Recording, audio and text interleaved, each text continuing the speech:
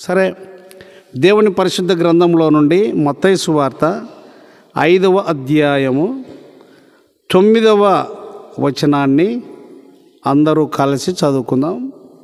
దేవుని పరిశుద్ధ గ్రంథంలో నుండి మత్తయి సువార్త 5వ అధ్యాయము 9వ వచనము. సమాధానపరచువారు ధన్యులు, వారు దేవుని కుమారులు అనబడుదురు. మరొకసారి చదవండి.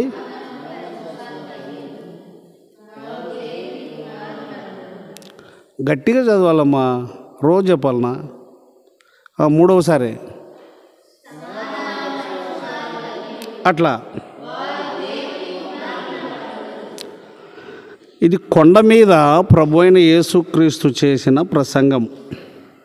ఈ 5వ అధ్యాయము 6వ అధ్యాయం అంతా కూడా కొండ మీద చేసిన ప్రసంగం. ఇక్కడ ధన్యులు అనే మాట కనబడుతుంది. ధన్యులు. తర్వాత దేవుని కుమారులు అనే మాట కూడా కనబడుతుంది. ఎవరు ధన్యులు, ఎవరు దేవుని కుమారులు కుమార్తెలు అనబడతారు అనంటే, ఇది లోకము కాబట్టి లోకములో సమాధానం ఉండదు, అరుదు. కాబట్టి ఎక్కడ సమాధానము లేదో అక్కడ సమస్యలు ఉంటాయి. ఎక్కడ సమాధానము లేదు అక్కడ సంతోషం ఉండదు. ఎక్కడ సమాధానము అనేది ఉండదో ఆ స్థలములో అందరూ కూడా ఒకరికొకరు వేరై వారి ముఖలక్షణములో కాంతి సమాధానము లేక వాడిపోయిన చెట్లలాగా వారి ముఖము ఉంటుంది. మనం ఒకసారి చూస్తే ఆది కాండములో 4వ అధ్యాయము, బాగా గట్టిగా చదవాలి ఎవరైనా తీస్తే, వచనం చెప్తాను. 4వ అధ్యాయము 5వ వచనం, 4:5.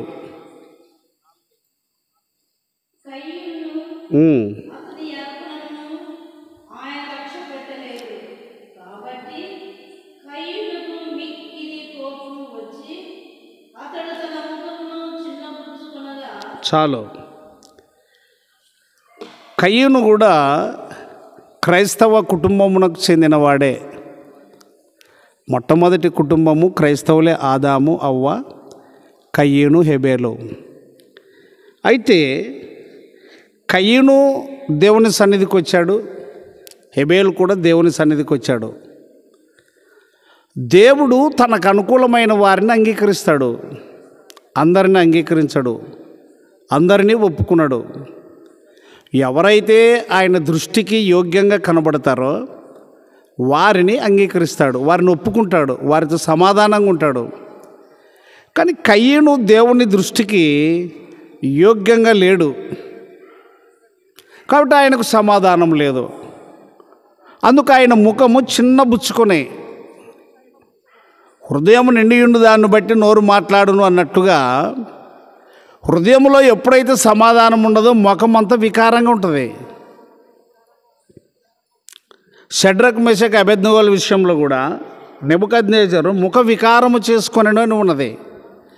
సమాధానం లేని వారి హృదయం. చూద్దాం ఒక మాట, చూడండి.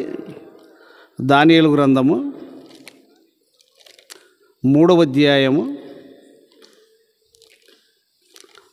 అధ్యాయము వచనం మాట్లాడుతున్నాం కాబట్టి ఈ పాటికి మీరు దాని మీదకి దృష్టి తీసుకొని వెళ్ళి ఉండాలి. 3వ అధ్యాయము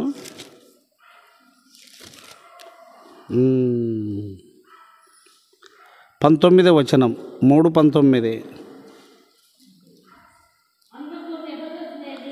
అందుకు నెబుకద్నెజరు అత్యాగ్రహము నొందినందున షడ్రకు, మేషకు, అబేద్నెగోయను వారి విషయములో ఆయన ముఖము వికారమాయను. హృదయములో ఎవరికైతే సమాధానం ఉండదో వారి ముఖము వికారంగా ఉంటుంది. బాగా గుర్తుపెట్టుకోవాలి. స్త్రీలైనా పురుషులైనా, పెద్దలైనా, బోధకులైనా, ఎవరైనా సరే హృదయములో ఎప్పుడు సమాధానం ఉండదో వారి ముఖము వికారంగా ఉంటుంది, వికారంగా ఉంటుంది. మొదటి రాజులు 21వ అధ్యాయం కూడా చూస్తే, మొదటి రాజులు 21, అక్కడ అహాబు కూడా చూడండి, 21వ అధ్యాయం, మొదటి రాజులు 21వ అధ్యాయము 5వ వచనం, లేదంటే 4 నుంచి రండి. నా పిత్రార్జితమును నీకియ్యనని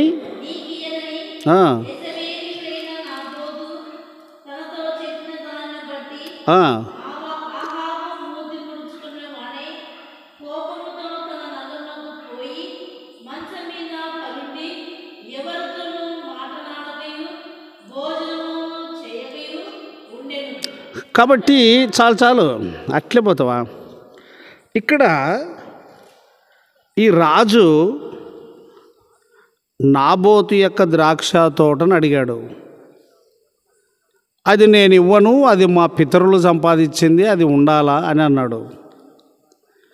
నా మాట వినలేదు అని అహాబు మూతి ముడుచుకొని కోపం తెచ్చుకొని ఎవరిని మాట్లాడక భోజనము చేయక పండుకొని ఉన్నాడు. 5వ వచనంలో ఆయన భార్య వచ్చి ఏమంటది? 5వ వచనం,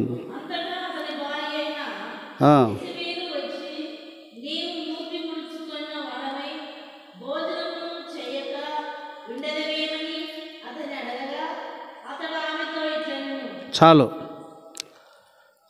నువ్వేంటికయ్యా ఇట్లా మూతి ముడుచుకొని ఉన్నావు భోజనం చేయక అని మాట్లాడుతుంది. అప్పుడు ఈ యొక్క మరి నాబోతు విషయం భార్యకి ఇట్లా చెప్తాడు. సరే, ఆమె ఆడంతా తతంగం దండుగుంది. ముఖ్యంగా అహాబు మూతి ముడుచుకొని ఉన్నాడు, కయ్యను మూతి ముడుచుకొని ఉన్నాడు, నెబుకద్నెజరు ముఖము వికారం చేసుకొని ఉన్నాడు.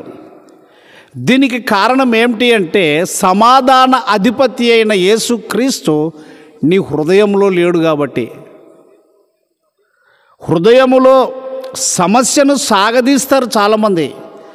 1కి 2 కల్పించి, 2కు 3 కల్పించి, 4కు 4 కల్పించి, మొత్తం 8 సమస్యలు చేసి, అతడు ఇలాగన్నాడు, నేను కావాలంటే సాక్ష్యం పలుకుతాను, లేక ఆమె మాట్లాడింది ఇట్లా, నేను కావాలంటే సాక్ష్యం పలికిస్తాను. ఇవి ఎక్కువగా సంఘాలలోనే జరుగుతాయి. సమాధానపరచువారు ధన్యులు అంటే సమాధానం లేని చోట, సమస్యలు ఉన్న చోట, సంతోషము లేని చోట, ఐక్యత లేని చోట, ద్వేషం ఉన్న చోట, పగ ఉన్న చోట సమాధానపరిచేవారు కావాలి. ఎవరైతే అలాగూ సమాధానపరుస్తారంటే సమాధాన అధిపతి అయిన యేసుక్రీస్తుని ఎవరైతే కలిగి ఉంటారో వారు మాత్రమే సమాధానపరుస్తారు. పక్షపాతము చూపరు, ఒకరిని తగ్గించరు, ఒకరిని హెచ్చించరు. ఎక్కడ న్యాయం ఉంటుందో అది కరెక్ట్గా మాట్లాడి సమాధానపరుస్తారు. కనుక సమాధానపరచువారు ధన్యులు, వారు దేవుని కుమారులు అనబడుదురు. ప్రస్తుత దినాలలో మనము ఎటువంటి దినాలలో ఉన్నామంటే సమాధానము లేని దినాలలో ఉన్నాం, సమాధానము లేని సమయంలో ఉన్నాం. హెజ్కేలు గ్రంథము చూడండి, 13వ అధ్యాయము 10వ వచనం చూడండి. హెజ్కేలు గ్రంథము సమాధానము ఏమీ లేకపోయినను వారు సమాధానమని చెప్పి నా జనులను మోసపుచ్చుచున్నారు. సమాధానమేమీ లేకపోయినను సమాధానమని చెప్పి నా జనులను మోసపుచ్చుచున్నారు. ఇప్పుడు మీటింగ్లలో స్టేజీల మీద పెద్ద పెద్ద ప్రసంగికులు లోతైన విషయాలు బోధించినప్పటికీ ఏ ఊర్లో అయితే మీటింగ్ జరుగుతుందో, ఏ ఊర్లో అయితే లోతైన భావాలకు చెప్పగలిగే గొప్ప సేవకులు అనబడే వారిని పిలుస్తారో, ఆ స్థలంలో మీటింగ్ అయిపోయిన తర్వాత మళ్ళీ సమస్యలు ఎక్కువైతాయి కానీ తక్కువ కావు. కారణం ఏమిటంటే కూడికలు ఎందుకొరకు పెట్టారు? కూడికలు ఎందుకొరకు పెట్టారు? ఐక్యపరచడానికి. కూడికలు ఎందుకొరకు పెట్టారు? సమాధానపరచడానికి. కూడికలు దేని కొరకు పెట్టారు? ఐక్యపరచి వారిని సంధి చేయుటకు. ఇట్లు సంధి చేయొచ్చు అనే మాట ఉన్నది ఎఫెసీయులకు రాసిన పత్రిక 2వ అధ్యాయము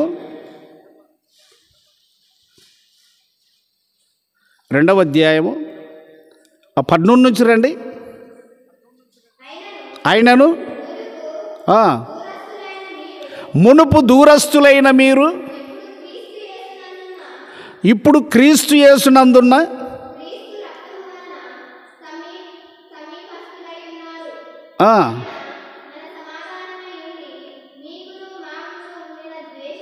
గట్టిగా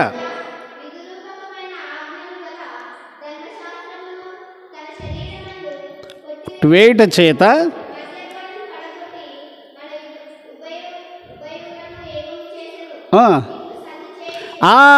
ఎన్నవచనం అది? ఇట్లు సంధి చేయుచు. అందుకొరకు ప్రభు అయిన యేసు క్రీస్తుకు సమాధాన అధిపతి అని పేరు.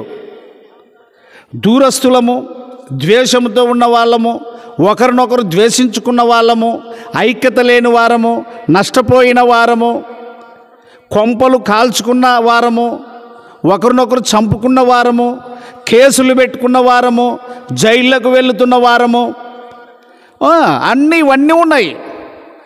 కానీ ప్రభువు తన శరీరమును దాని ద్వారా ఆ మధ్య గోడను పడగొట్టి ఉభయులను అంటే ఇరువురిని ఏకము చేసాను. ఇట్లు సంధి చేయుచు. సంధి అనగా కుదుర్చుట, ఒడంబడిక చేయుట. కనుక సమాధాన పరచువారు ధన్యులు. ఇక లోకంలో ఎవరు లేరండి సమాధాన పరిచేవారు. ఓన్లీ వన్ జీసస్ క్రైస్ట్, యేసుక్రీస్తు మాత్రమే.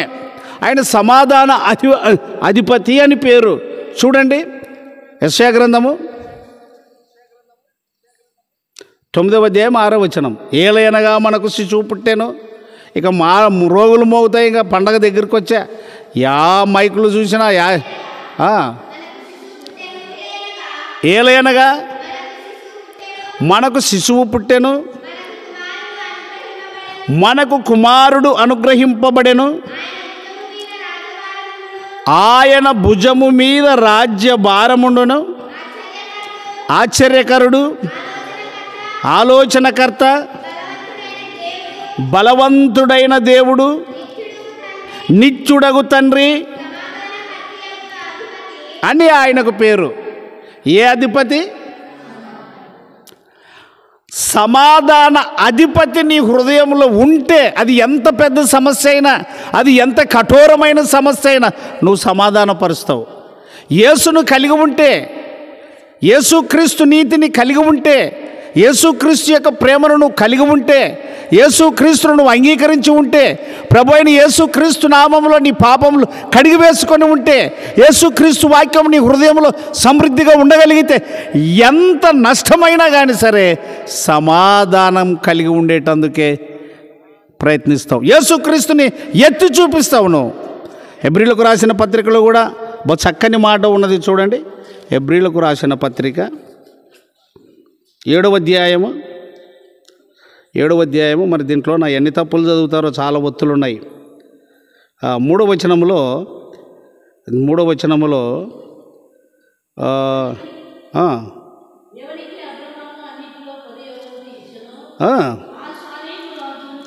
షాలేము రాజును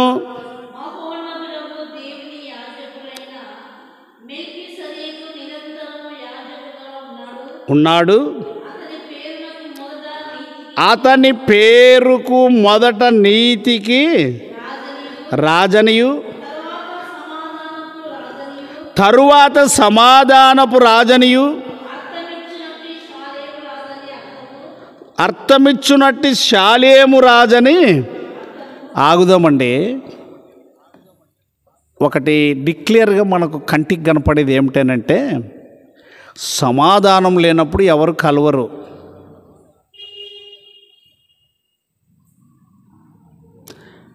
ప్రార్థన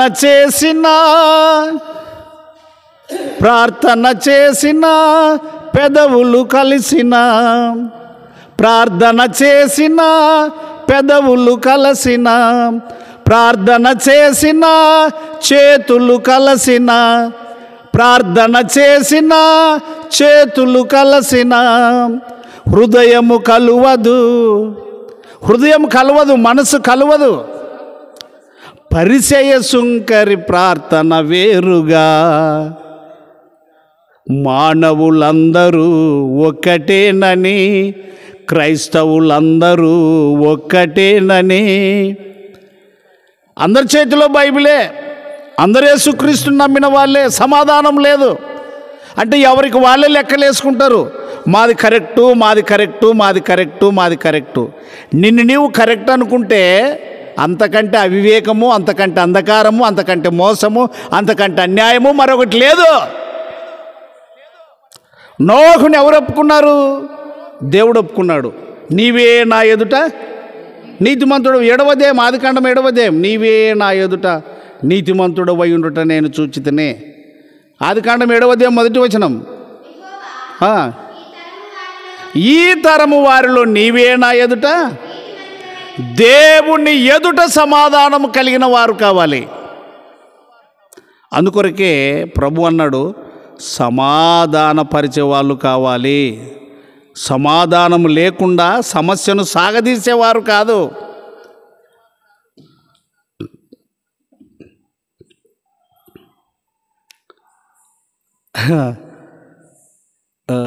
చాలా కష్టం ఇది సంఘముల మధ్య సమాధానమునకు బదులు సమస్యలు ఎక్కువ ఉన్నాయి, సంతోషమునకు బదులు సంకటాలు ఎక్కువ ఉన్నాయి. ఆత్మ ఫలములో సంతోషం సమాధానం ఒకటండి. ఆత్మ ఫలములో సమాధానం ఒకటి. గలతీ 5:22. ఆత్మ ఫలములో సమాధానము ఒకటి. అయితే ఆత్మ ఫలము అంటే ఆగుదాం. ఆత్మ అంటే ఎవరు? అరేనే ఆత్మ అంటే ఎవరు? దేవుడు ఏమై ఉన్నాడు? ఆ దేవుని యొక్క ఫలము, దేవుని యొక్క గుణము, ఆత్మ యొక్క గుణము. అయితే ఆత్మ ఫలం ఏమనగా ప్రేమ, సంతోషము. 3వ ఐటెం ఏమిటిది? సమాధానము. ఆత్మ ఫలము. ఇప్పుడు ఆదివారం నాడు ప్రభు బల దగ్గర మనం మోకరిస్తాము, మంచిదే. నీలోనేముండాలి?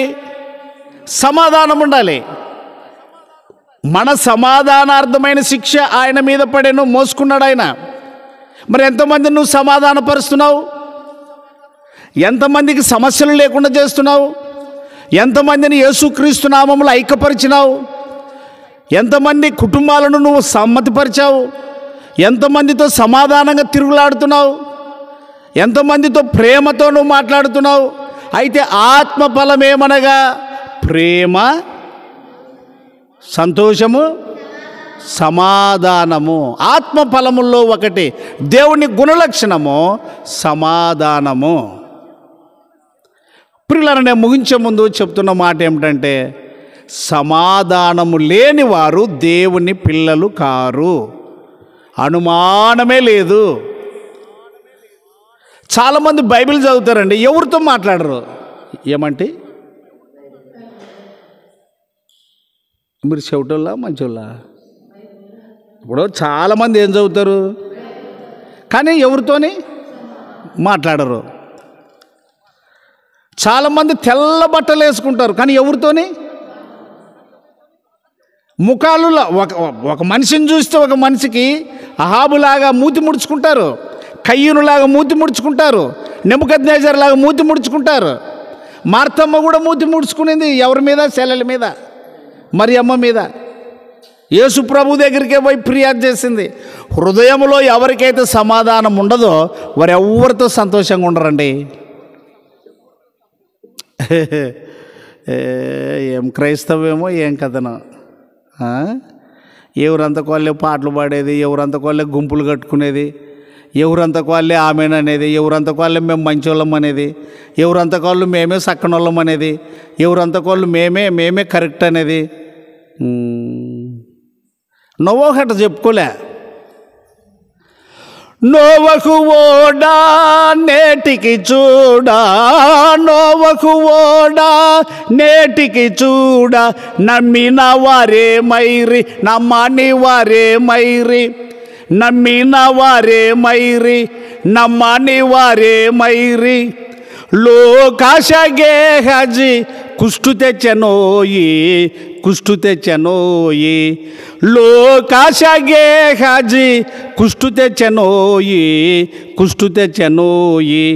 రేయింబ వల్లలో వెళ్ళేటి త్రోవలో యేసయ్య నేల మరుతువు, అయ్యయ్యో క్షణముల లోకము విడుతువు.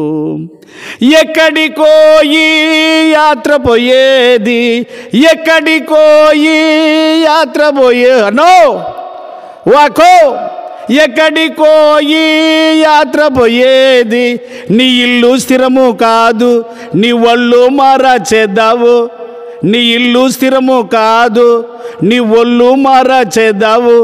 నీ వాచిన దారిన వెళ్ళిపోవాలి, మళ్ళీపోవాలి.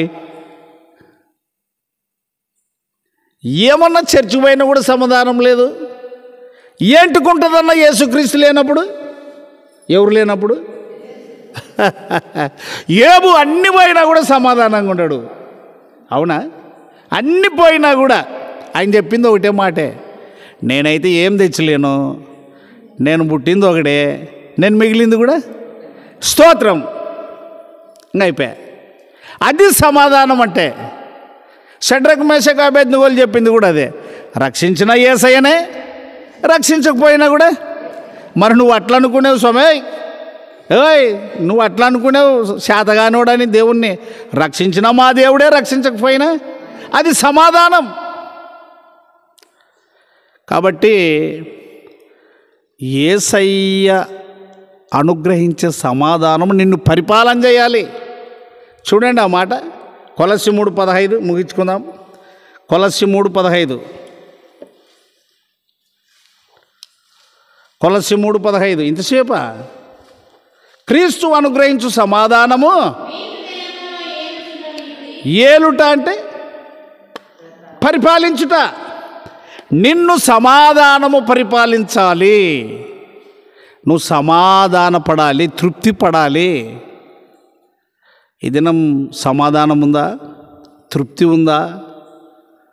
సమాధానపరచువారు ధన్యులు, పరచని వారు ధన్యులు కాదు, దరిద్రులు. వాక్యము లేని దరిద్రులు. సమాధాన పరచడానికి ఎవరికైతే ఇష్టం ఉండదో వారు వాక్యము లేని దరిద్రులు, యేసుక్రీస్తు లేని దరిద్రులు, సమాధాన అధిపతి లేని దరిద్రులు, షాలేము రాజు లేని దరిద్రులు, అర్థమిచ్చినట్టు షాలేము రాజు లేని దరిద్రులు. దరిద్రులు ఎవరు అనంటే, వచ్చినట్లే వచ్చేది, యేసు నిడిచిపెట్టిపోయేది, పాడినట్లే పాడేది, యేసయ్య నిడిచిపెట్టిపోయేది, స్తుతులు అన్నట్లే ఉండేది, స్తుతులు లేవనేది. ఇది ఇంతకంటే దరిద్రులు మరొకరు లేరు. కనుక సమాధానపరచాలి ఖచ్చితంగా. నువ్వు క్రీస్తుని నమ్మింటే, క్రీస్తుని నమ్మి ఉంటే నువ్వు ఎవరివైనా సరే. చాలామందికి సమాధానం లేదండి. ఏండ్లు తరబడి కోపాన్నే, అసూయనే, పగనే మోసుకొని తిరుగుతారు. ఎట్లా? నెత్తి మీద ఎంటకలు మోసుకొని తిరిగినట్ల. ఏమిటి మోసుకొని తిరుగుతారు? అసూయ. వాక్యం ఏం చెప్తుందంటే, ఎఫెసీయులకు రాసిన పత్రిక 4వ అధ్యాయం 24వ వచనము. ఇంతసేపా పాప? ఎఫెసీ 4:24.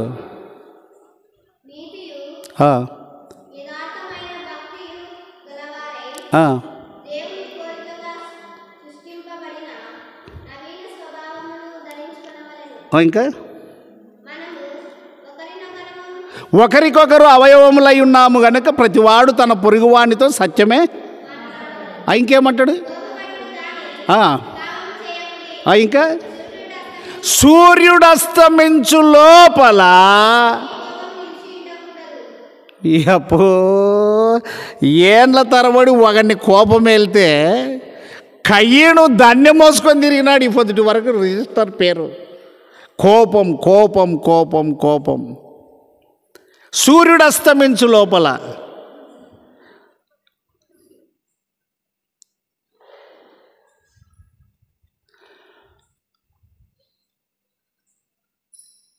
రోగము రాకముందే, ఆరోగ్యము పోకముందే. ఏం రాకముందు? రోగము రాకముందే. ఏం పోకముందు? సరిచేసుకునే వేళ ఇదే. నన్ను చాలామందిని ఎరుగుదండి, ఏండ్ల తరబడి వయసు కాడ నుంచి చచ్చిపోయే వరకు కోపమే కోపమే కోపమే. ఎవరితో మాట్లాడినా ఒక పెదవులతోనే ఒక నేతి బీరకాయలోనే నెయ్యలేదన్నట్లు, పేరేమో నేతి బీరకాయనే. బైబిల్ సంచి ఉంటుంది, బాగుండాలన్నా పరిశుద్ధంగా ఉండాలన్నా అంటారు, కానీ వారికి లేదు ముందు సమాధానం. చాలా కష్టం.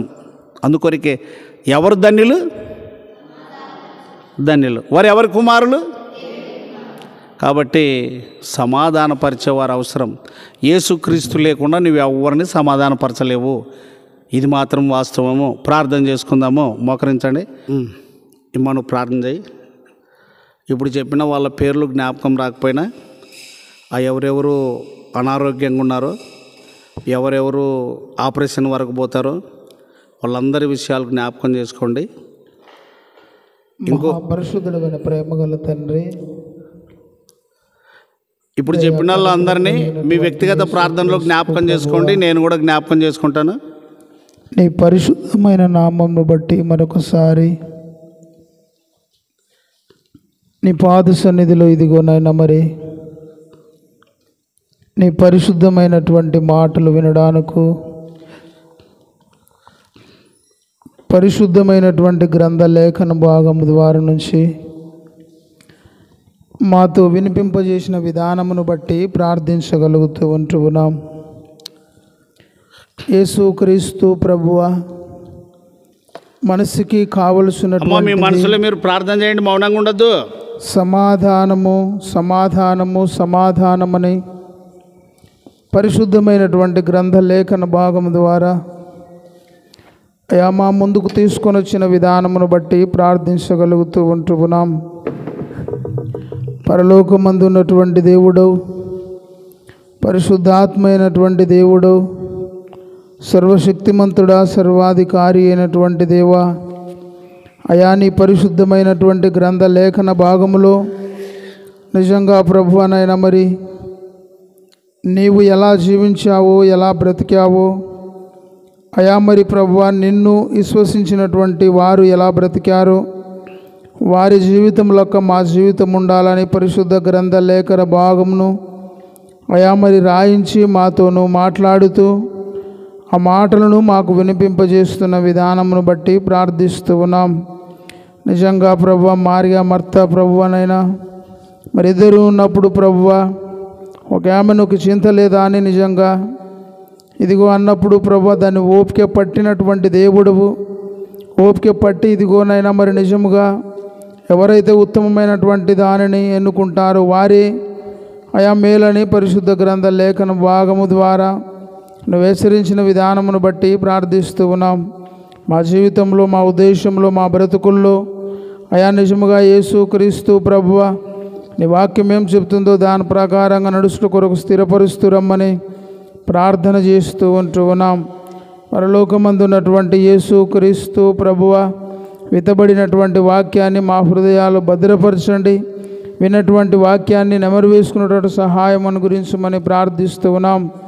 అయా మరి నిజముగా ప్రభువనైనా మరి సంఘంలో ఎవరైతే అనారోగ్యంగా ఉన్నారో వారందరిని బట్టి ప్రార్థిస్తూ ఉంటూ ఉన్నాం.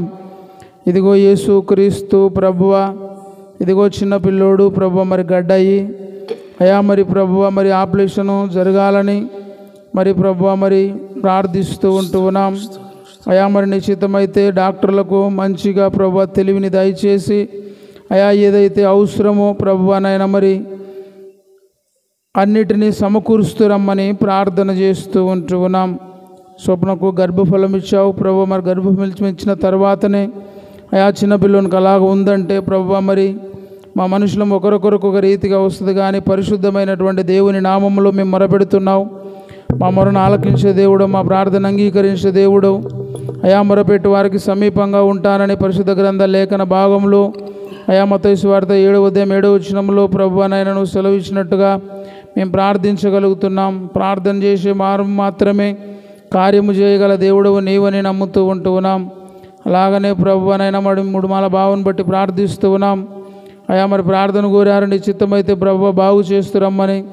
అయా, మరి మనసు పాపక్షమాపణ పొందుట కొరకు స్థిరపరచుమని కూడా వారితో మాట్లాడి ప్రభువనైనా వారిని ఒప్పిస్తురమ్మని ప్రార్థిస్తూ ఉంటున్నాం.